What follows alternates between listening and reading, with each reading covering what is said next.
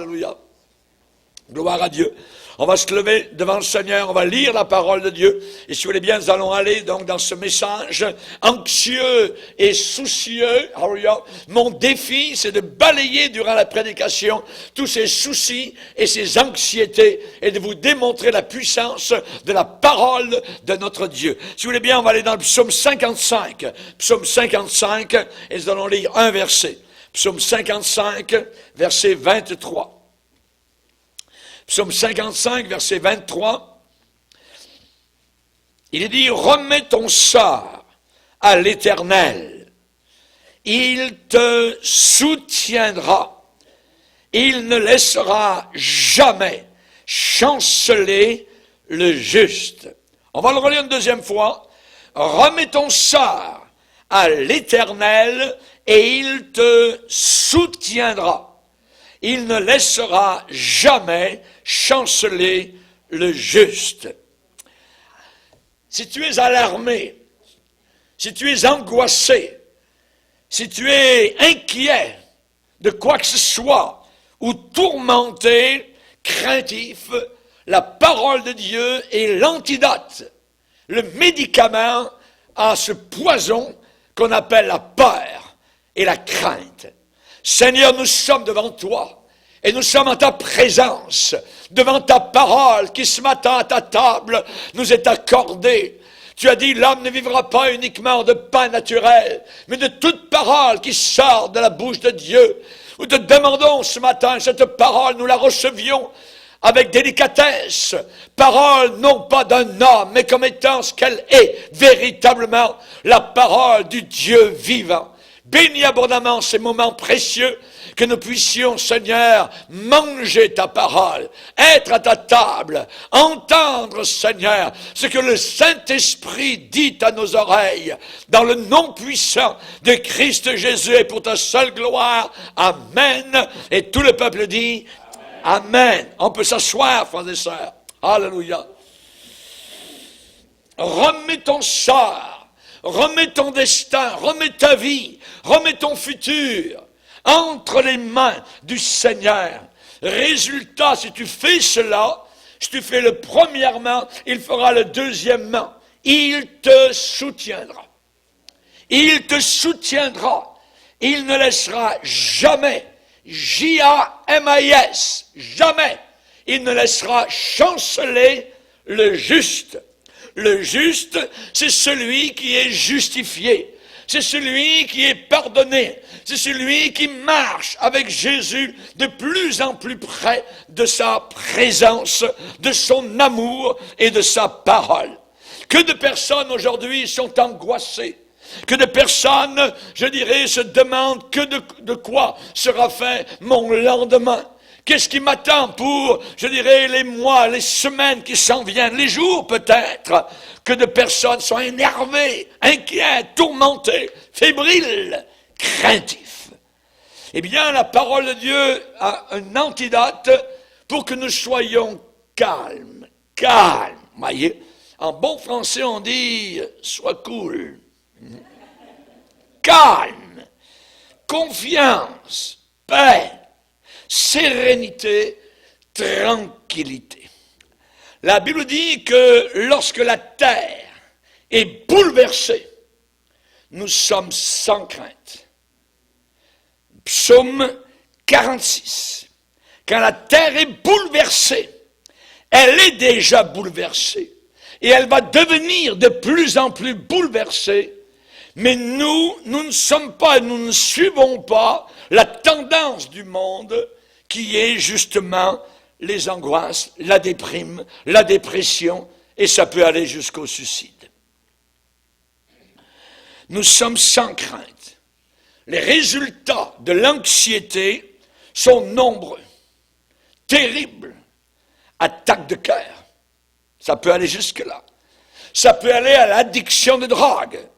Ça peut aller à l'ivresse, l'alcoolisme, des relations familiales éclatées, brisées, à cause de la peur, de la crainte, des problèmes émotionnels, dépression nerveuse, effondrement même de la raison.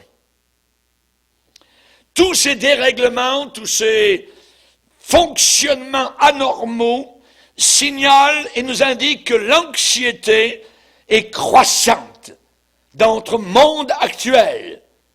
Des milliers de personnes n'arrivent même plus à dormir la nuit, sont obligés de prendre pilule sur pilule sur pilule pour essayer de dormir un tant soit peu. Eh bien, aujourd'hui, dans le sermon sur la montagne, Jésus nous a avertis des effets d'un tel stress. Il a dit, ne vous inquiétez pas pour votre vie, ni pour votre corps. Ne vous inquiétez pas pour votre vie.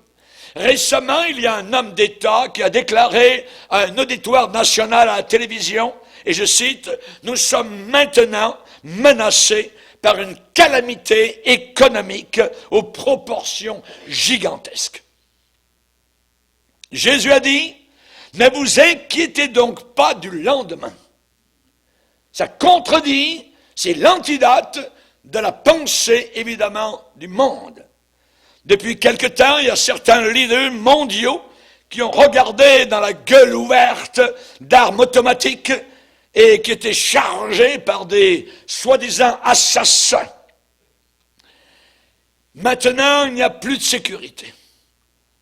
Nous avons vu juste en décembre 2016, Berlin, nous avons vu Nice, nous avons vu sous nos yeux l'attentat, l'assassinat d'un ambassadeur russe avec un homme pointant son gun littéralement sur l'homme et le tuant sur place. Nous l'avons vu filmé. Ce n'est plus du cinéma, c'est d'une réalité.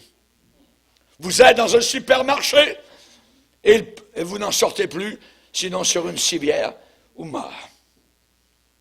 Beaucoup de gens sont anxieux aujourd'hui. Plus aucune sécurité dans nulle part, ni dans les aéroports, ni dans les bureaux, ni dans les marchés, ni à la table de restaurant, dans les rassemblements, centres d'achat. Mais Jésus a dit, ne vous inquiétez pas pour votre vie. Ou bien je crois Jésus, et je vis comme je vis dans la paix, dans la joie, dans la tranquillité et le bonheur qu'il m'accorde, ou bien je vais vivre comme les païens. Ne vous inquiétez pas. Beaucoup de centres de business, d'affaires, aujourd'hui font face actuellement à des licenciements en masse. Et ceux qui sont sur l'assistance gouvernementale, sur la sécurité sociale ou sur des programmes du gouvernement sont menacés de coupures très importantes. Mais Jésus a dit, ne vous inquiétez pas pour votre corps. Qui vais-je croire? Est-ce que les enseignements de Jésus qui ont été donnés il y a 2000 ans, sur une colline éloignée, lointaine, quelque part au nord d'Israël, sont viables aujourd'hui dans la société contemporaine? Cette société qui a les nerfs tendus, qui est prise de panique. Question, comment se relier aujourd'hui au prince de la paix? Au prince de la paix. Celui qui a dit, je vous laisse ma paix. Je vous donne ma paix. Une paix qui n'existe pas sur terre, mais une paix que je vous donne et qui dépassera même votre compréhension et votre intelligence. Alléluia. Alléluia. Que Dieu soit glorifié. Amen. Chers amis, comment se relier au prince de la paix, à son message, alors que nous vivons et nous résidons au milieu d'une civilisation en déconfiture, une civilisation qui est sur le point de mourir, littéralement, saisie d'anxiété. Eh bien, malgré, je dirais, en dépit de ce qui arrive à notre époque, la parole de Dieu n'a pas changé. La parole de Dieu me dit, remets ton sort à l'Éternel et il te soutiendra. Il ne laissera jamais chanceler le juste. Ou bien ce livre est faux, ou bien ce livre est vrai. Et il n'y a pas de milieu. Jésus a dit, ne vous inquiétez pas. Dans l'évangile de Matthieu, chapitre 5, 6 et 7, on nous donne des principes pour vivre les paroles du Seigneur. Et ces paroles vont nous aider à vivre au jour le jour. Et ces paroles du Seigneur demeurent solides comme du béton. Ces paroles sont blindées. Ces paroles sont passées au travers des siècles et nous parviennent encore aujourd'hui jusqu'à nous, 21e siècle. Dieu dit, je suis l'Éternel, je ne change pas. Le Nouveau Testament nous dit, Jésus-Christ est le même, hier, aujourd'hui et demain. Jacques, le pasteur de Jérusalem, nous a dit que Dieu était le Père des Lumières, chez lequel il n'y a ni changement, ni variation, ni ombre de changement. Il ne varie pas, il reste le même. Si vous entendez un jour un théologien qui vous dit que Dieu s'améliore, c'est un faux prophète. Dieu ne s'améliore jamais. Dieu ne devient pas meilleur. Il est lui-même au travers de toute l'éternité. Il ne change pas. Hallelujah.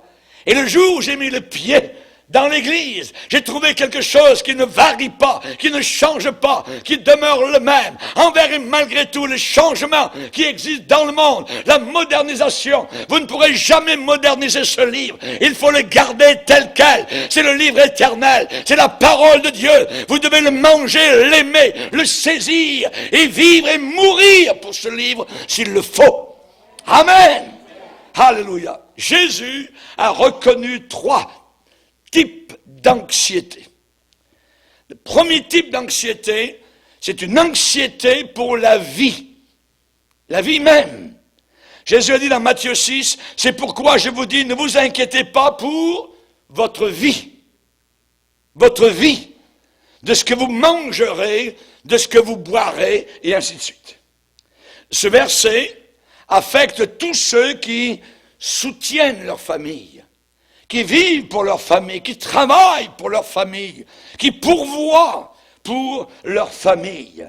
Quel homme normal, quelle femme normale n'a pas des sentiments d'anxiété quand on en arrive à savoir comment prendre soin des besoins courants de sa famille, des besoins actuels, des besoins généraux de la famille. Aujourd'hui, le prix des logements monte en flèche. La nourriture, l'épicerie, les articles de consommation, les taxes montent tout le temps. Les impôts, il y a 2 choses qui sont certaines sur la terre, c'est la mort et les impôts. Et ils montent tout le temps. Les assurances, l'essence dans votre voiture, tout est en train de monter. Comment vais-je faire? Certains se posent la question. Et la classe ouvrière, évidemment, qui travaille durement, se pose ces questions-là. Il est possible que la personne qui est le soutien de la famille peut soudain avoir, une santé physique qui tombe, donc malade, en déclin. Et là, donc, si cette personne pourvoyait aux besoins de la famille, alors il y a un résultat tragique. Est-ce qu'il n'y aura plus aucune nourriture sur la table pour les autres? Celui ou celle qui gagne un salaire peut passer parfois des nuits à rouler d'un côté et d'autre dans son lit, voyez, se demandant si les besoins vont être solutionnés, si les factures vont être payées le mois suivant, la semaine prochaine ou même demain. Il n'y a que le christianisme qui possède toutes les bases dont on a besoin pour notre continuité et notre existence. On peut bannir, expulser, chasser l'anxiété. Alléluia. Et il n'y a que le chrétien qui est capable de faire cela. Il n'y a que le chrétien qui est capable de faire cela. Isaïe, le prophète, a déclaré au travers de la bouche du Seigneur, il a dit, ne crains rien, c'est Dieu qui parle, ne crains rien, rien, rien. Pourquoi? Parce que je suis avec toi. Alléluia. Nous ne sommes pas seuls, nous les chrétiens sur la terre. Nous avons notre Dieu avec nous. Nous ne traînons pas une statue ou une image ou une idole avec nous dans la poche ou dans un char à côté de nous. Non, notre Dieu est dans notre cœur. Christ en nous, en nous, en nous. Hein? Ne crains rien car je suis avec toi. Isaïe va dire, ne promène pas des regards inquiets car je suis ton Dieu. Je te fortifie. Je viens, j'arrive à ton secours, je te soutiens de ma droite triomphante. Alléluia. Je te soutiens, il ne laissera jamais chanceler le juste. Alléluia. Gloire à Dieu. Que Dieu soit béni. On peut bannir l'anxiété. Alléluia. Surtout ceux qui suent et qui travaillent fort pour gagner leur pain. Jésus a dit, la vie ne vaut-elle pas mieux que la nourriture? La vie. C'est pourquoi je vous dis, ne vous inquiétez pas pour votre vie. Votre vie. Voyez. Donc, Jésus nous a, je dirais, avertis par rapport à l'anxiété pour la vie. Ne craignez pas ce que ce peuple craint et ne soyez pas effrayés. Ne soyez pas effrayés. Ça, c'est la promesse du Seigneur. La deuxième, je dirais, le deuxième type d'anxiété, c'est l'anxiété pour le corps, le body, le corps. Jésus a dit, c'est pourquoi je vous dis, ne vous inquiétez pas, maintenant il ne dit plus la vie, il dit pour votre corps,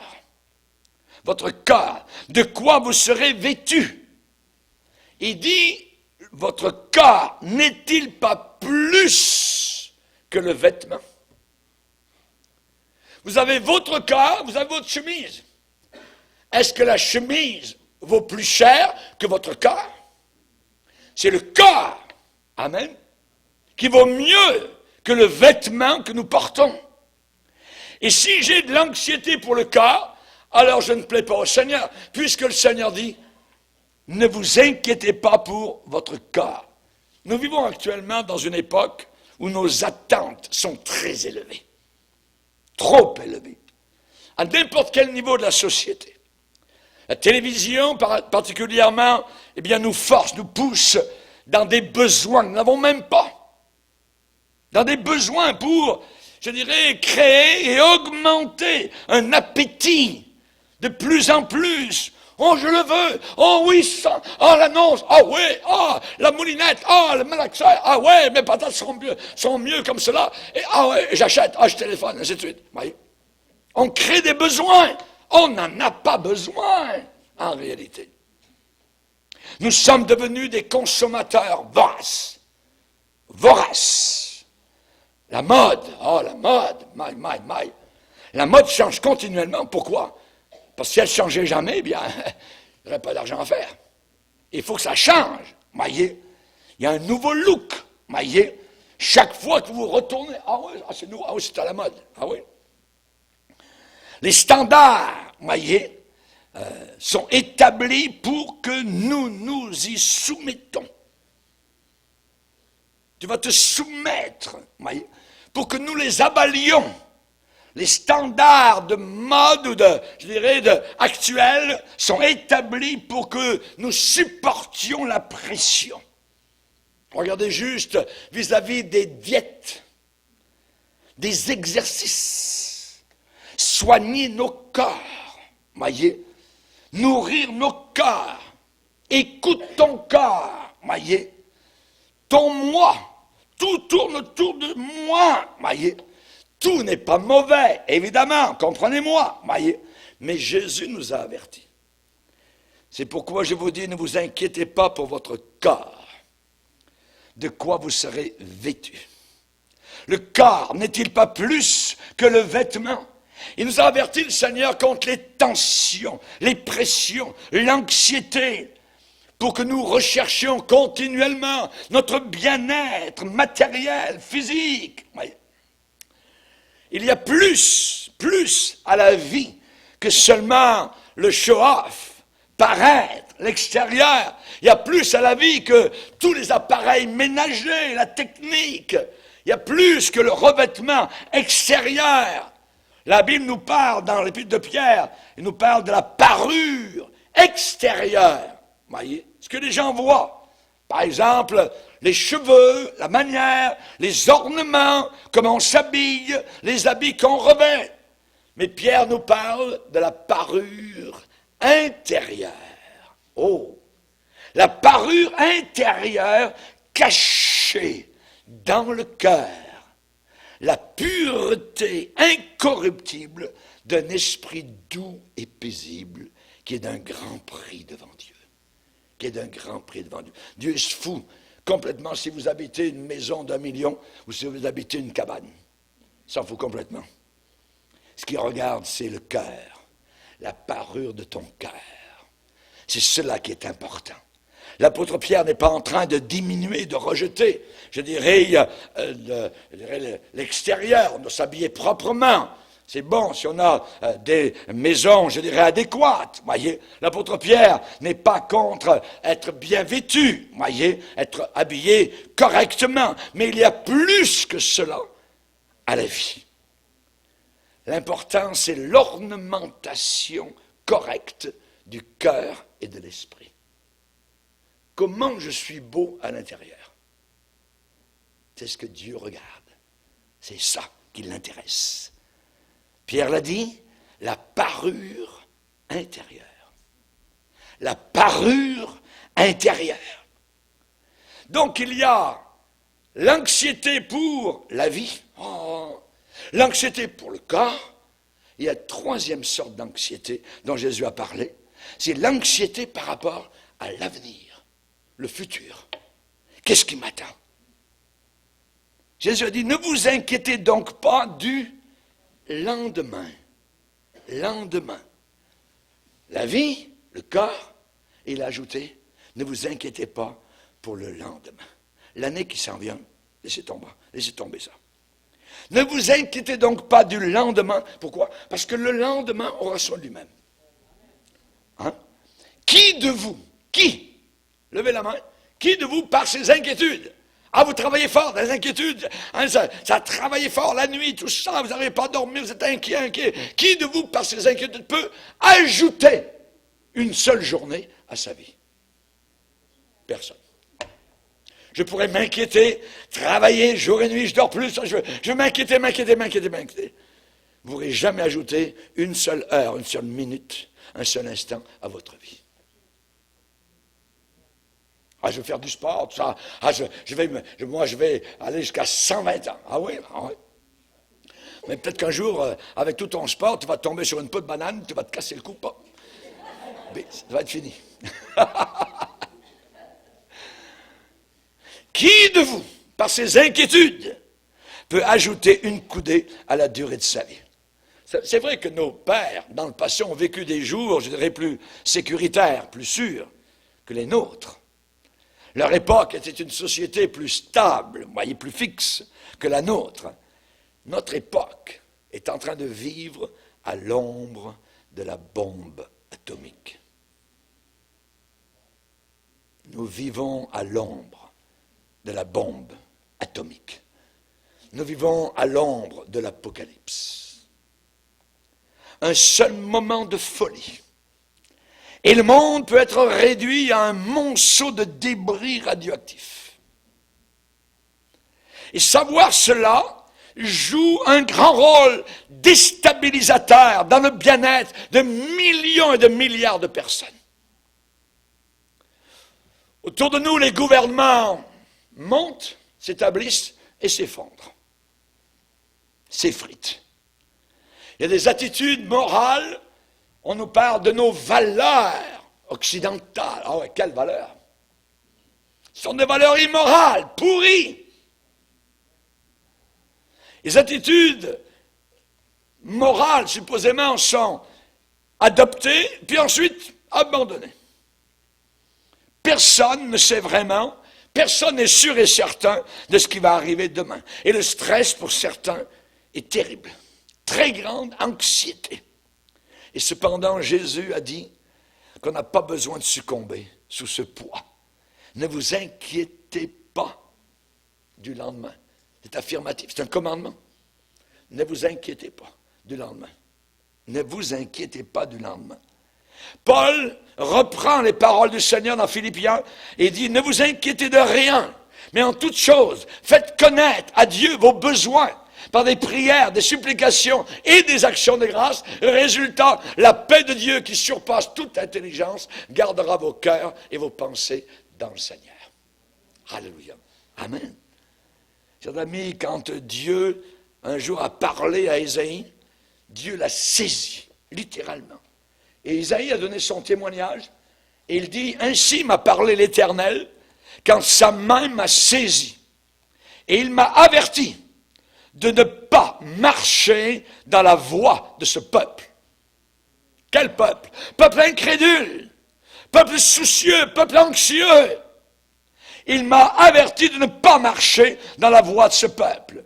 Ne craignez pas ce qu'il craint, ce que le peuple craint, et ne soyez pas effrayés.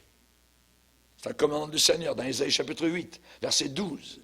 C'est l'Éternel des armées que vous devez sanctifier. C'est lui que vous devez craindre et redouter. La crainte de Dieu, c'est le commencement de la sagesse. Alléluia. C'est lui, évidemment, à qui nous devons être en bonne relation. Très bonne relation. Amen. Avec lui, nous devons être réconciliés.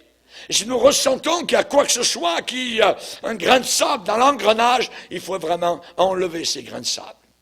Alléluia. Il faut être en bonne relation avec le Seigneur. Ne vous inquiétez pas du lendemain. Et Jésus a fait bien clair que l'anxiété est un ennemi mortel. C'est un poison. C'est un poison. Pourquoi? Qu'y a-t-il au sujet de l'anxiété pour que ça pique, je dirais, au vif notre Seigneur Jésus? Et que 3 fois, dans Matthieu 6, ils disent, ne vous inquiétez pas pour votre vie, ne vous inquiétez pas pour votre cœur, ne vous inquiétez pas pour le lendemain. Pourquoi? Pourquoi ce sujet d'anxiété a piqué autant que cela notre Seigneur Jésus-Christ? Eh bien, il y a 3 choses. C'est que d'abord, l'anxiété est en conflit direct avec la dignité du chrétien. C'est un conflit direct. L'homme n'a pas été créé pour ramper dans la saleté. L'homme n'a pas été créé pour se traîner dans la peur. L'homme n'a pas été créé par Dieu pour se vautrer dans la boue. Absolument pas. Quand Dieu a créé l'homme, l'anxiété n'existait pas. Adam et Ève n'avaient absolument aucune anxiété dans le jardin d'Éden. L'anxiété ne faisait pas partie du plan de la création. L'anxiété est venue par la malédiction du péché. La première fois dans la Bible où nous voyons quelqu'un parler d'anxiété de peur, c'est Adam. Regardez-le derrière le buisson, derrière l'arbre, il est en train de se cacher. Et Dieu dit, où es-tu, Adam? Est-ce que Dieu ne savait pas où était Adam? Il connaît tout, il sait tout. Dieu savait très bien où il était. Mais Dieu voulait que Adam sache dans quelle situation où lui se trouvait. Et c'est là pour la première fois que Adam dit, j'ai entendu ta voix et j'ai eu peur. Le péché, la rébellion, l'iniquité amènent la peur, la crainte, l'angoisse, l'anxiété dans ton cœur. L'anxiété reflète un peuple qui n'a aucune aspiration élevée, qui n'a aucun but éternel. Regardez, les païens sont tous anxieux. Pourquoi? Parce qu'il n'y a rien dans l'au-delà. Pour eux, c'est des petites bêtes, et 6 pieds sous terre, c'est terminé. Des incrédules. L'anxiété, chers amis, fait que les gens vivent pour les choses du moment présent. Jouis de la vie maintenant. Maintenant. Mangeons et buvons, demain nous mourrons. Ce sont les épicuriens qui disaient cela déjà dans le monde gréco-romain. Mangeons et buvons, demain nous mourrons. Fêtons, roulons, roquons, dansons, couchons, découchons. La Bible dit que le païen, il est sans Dieu, il est sans espérance, il est sans Christ. Il est étranger aux alliances et aux promesses du Seigneur. C'est la marque des païens, l'anxiété. C'est la marque des païens qui ne vivent que pour les choses du moment présent. Ils ne connaissent pas Dieu. Jésus a dit, quand il a dit, ne vous inquiétez pas pour votre corps, pour votre vie, pour votre futur, il a dit, ce sont les païens qui s'attachent aux choses de la vie, qui disent comment, comme ceci, cela, qu'est-ce qu'on va faire, Ce sont les païens. Et souvent, nous, comme chrétiens, nous agissons et réagissons comme des païens. Comme des païens. Mais le chrétien authentique, il a une motivation pour vivre. Cette motivation dépasse de très loin les besoins physiques. Les besoins physiques. Être réduit à une condition d'anxiété pour n'importe quelle raison, c'est un recul. C'est un recul. On redevient ce que nous étions auparavant quand nous étions païens. Si je m'inquiète toujours. Ne craignez pas ce que ce peuple craint, a dit Ésaïe 8. C'est Dieu qui parle. Ne craignez pas. Ouais, mais l'essence monte. Laisse faire. Dieu sait que l'essence monte et aussi ton salaire va monter. Comment? Je ne sais pas. Mais il va pourvoir. Il va pourvoir. Néhémie a parlé des ennemis qu'il avait quand il a reconstruit la muraille à Jérusalem. Il dit, les ennemis espéraient que j'aurais peur. Ils espéraient que j'aurais peur. Leur désir, c'était que j'ai peur. Le païen est mu par la peur. Il provoque la peur. Le chaos, c'est ce qu'ils veulent. Et cela est mu par Satan. Satan fait peur. Satan est le premier terroriste. La terreur. Et deuxièmement, l'anxiété entre en conflit direct avec ce que connaît, normalement, doit connaître le chrétien. Qu'est-ce qu'on connaît? Que connaissons-nous? Que savons-nous? Si vous prenez la première épître de Jean, il est dit très souvent, un leitmotiv qui revient, nous savons. Nous savons. Auparavant, nous étions dans le domaine de l'ignorance. Maintenant, nous sommes passés au domaine de la connaissance. Nous savons. Regardez première épître de Jean. Première épître de Jean. Chapitre 2, verset 3. Si nous gardons ces commandements, par là nous savons que nous l'avons connu. Amen. Nous savons que nous l'avons connu. Ensuite, verset 5, l'amour de Dieu est véritablement parfait en lui, et par là nous savons que nous sommes en lui. Regardez un peu plus loin. Il est dit au chapitre 3, verset 2, « Bien-aimés, nous sommes maintenant enfants de Dieu, et ce que nous serons n'a pas encore été manifesté. Mais nous savons, alléluia, nous savons quoi? Que lorsque cela sera manifesté, nous serons semblables à lui, parce que nous le verrons tel qu'il est. » Alléluia. Nous savons cela. Un peu plus loin, verset 5. « Or, vous le savez, Jésus a paru pour ôter les péchés. » Un peu plus loin, verset 14. « Nous savons que nous sommes passés de la mort à la vie, parce que nous aimons les frères. » Nous sommes dans le corps de Christ. Un peu plus loin, verset 19. « Par là, nous connaîtrons que nous sommes de la vérité. Et nous rassurerons nos cœurs devant lui. » Un peu plus loin, chapitre 4, et j'en passe, verset 13. « Nous connaissons, nous savons que nous demeurons en lui et qu'il demeure en nous, en ce qu'il nous a donné de son esprit. » chapitre 5, verset 2, nous connaissons, nous savons que nous aimons les enfants de Dieu lorsque nous aimons Dieu et que nous pratiquons ses commandements. Regardez un peu plus loin, verset 13, chapitre 5, verset 13. Je vous écris ces choses afin que vous sachiez que vous avez la vie éternelle, vous qui croyez au nom du Fils de Dieu. Verset 15, et si nous savons qu'il nous écoute, quelque chose que nous demandions, nous savons que nous possédons la chose que nous lui avons demandée. Verset 18, nous savons que quiconque est né de Dieu par la nouvelle naissance ne pêche pas, ne vit pas dans le péché.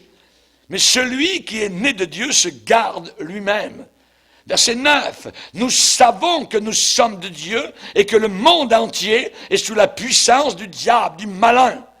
Verset 20, nous savons aussi que le Fils de Dieu est venu et qui nous a donné l'intelligence pour connaître le véritable. Et nous sommes dans le véritable, dans son Fils Jésus-Christ. C'est lui qui est le Dieu véritable et la vie éternelle. Alléluia! Nous savons. Comment pourrais-je vivre dans la crainte avec tout ce que je sais, tout ce que je connais, tout ce que j'ai appris? Alléluia. La vie n'est-elle pas plus que la nourriture? Le corps, plus que le vêtement? Jésus a demandé qui de vous, par ses inquiétudes, peut ajouter une coudée à la durée de sa vie? Un autre a dit la chose d'une autre manière. Il a dit, est-ce que les choses pour lesquelles vous vivez, les choses pour lesquelles vous avez de l'anxiété, ont assez de valeur pour que Jésus soit mort sur la croix pour ces choses-là? La vie, c'est un set de valeurs plus élevé que les choses matérielles, que mon micro-ondes ou mon réfrigérateur que j'aimerais avoir plus gros, et ainsi de suite. Réfléchissez un seul instant. À la lumière de tout ce qui est éternel, à quel niveau d'importance allez-vous placer un costume? Allez-vous placer de la vaisselle? Une maison de pierre ou de bois, ou même une voiture? À quel niveau? Il y a des chrétiens qui nous ont précédés auparavant et qui ont accepté avec joie l'enlèvement de leurs biens terrestres. Et la Bible ajoute, ces gens-là savaient qu'ils avaient des biens meilleurs et qui durent toujours là-haut dans le ciel. Amen. Amen.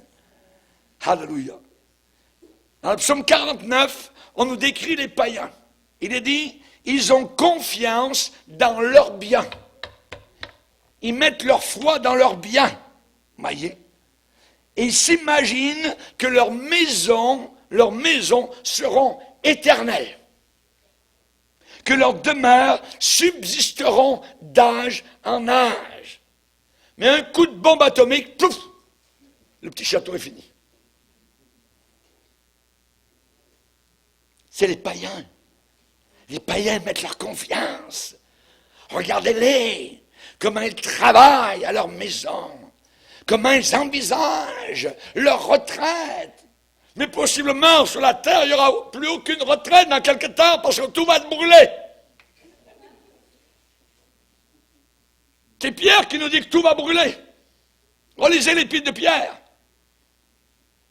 Avant de vous laisser aller à l'inquiétude, à l'anxiété, au sujet de certaines marchandises bien matérielles, évaluez cette chose matérielle à la lumière de l'éternité. Ça vous évitera beaucoup de pleurs. Est-ce que cette chose est digne de la mort de Jésus? Pensez-vous que Jésus est mort pour votre maison? Pensez-vous qu'il est mort pour votre frigidaire? Qu'il est mort pour votre Internet, pour ceci ou cela? Jamais de la vie. Quand vous avez les prédicateurs, qui vous annoncent que si vous servez bien Jésus, vous allez devenir riche matériellement, ce sont des faux prophètes. Ils attachent vos cœurs et vos pensées sur les choses de la terre qui vont disparaître. Ils vous éloignent de la réalité qui est Jésus-Christ. Ne vous laissez pas aller à l'anxiété. si vous avez décidé que cette chose mérite une estimation très très basse, une évaluation minime, une considération infime ou une classification très très faible, alors ça ne vaut vraiment pas la peine de vous faire du souci pour ça. Ça ne vaut vraiment pas la peine d'être inquiet et anxieux et d'empêcher vos bonnes nuits de sommeil de s'échapper. Ça ne vaut pas la peine. Vous savez, quand il y a eu Pharaon, et quand Joseph était devenu le prince régent d'Égypte, Joseph a voulu faire descendre sa famille en Égypte. Mais ils étaient réticents un peu à descendre. On va quitter nos biens et on s'en va vers l'inconnu. Qu'est-ce qui va nous arriver? Savez-vous ce que Joseph a dit? A fait dire à ses frères? Ne regrettez pas ce que vous laisserez, car ce qu'il y a de meilleur dans tout le pays d'Égypte sera pour vous. Chers amis, nous sommes, je dirais, dans cette position où parfois nous avons besoin de nous détacher certaines choses matérielles pour nous attacher à ce qui nous attend, le meilleur dans le pays de gloire, dans le pays d'en haut. Alléluia! Ne regrettez pas ce que vous laisserez, car ce qu'il y a de meilleur dans tout le pays d'Égypte sera pour vous. Jésus a dit, il y a beaucoup de maisons dans la maison de mon Père.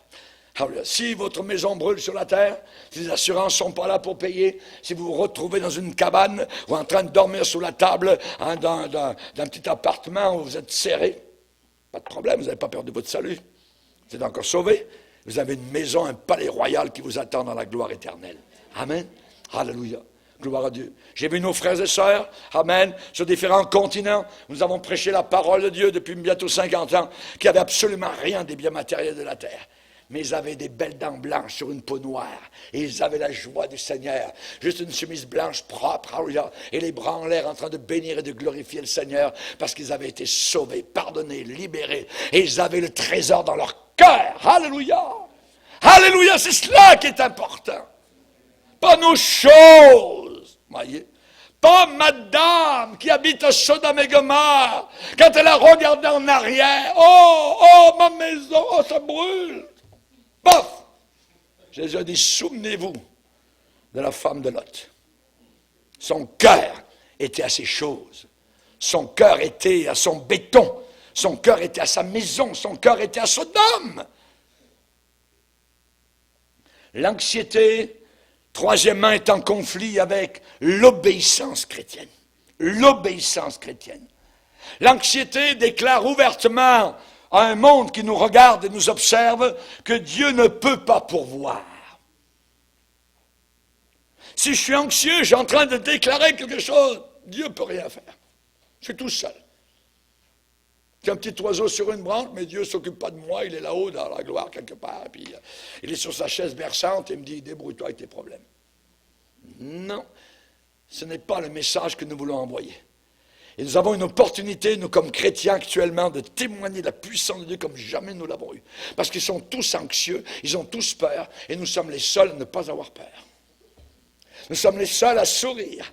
Quand nous sortons de ce lieu le dimanche, nous avons un sourire large comme cela. Nous sommes remplis de Dieu et de sa parole. Et nous disons au monde, notre Dieu pourvoit. Notre Dieu est un Dieu qui prend soin. Et mon Dieu pourvoira tous tes besoins selon sa richesse et avec gloire en Jésus-Christ notre Seigneur. Alléluia.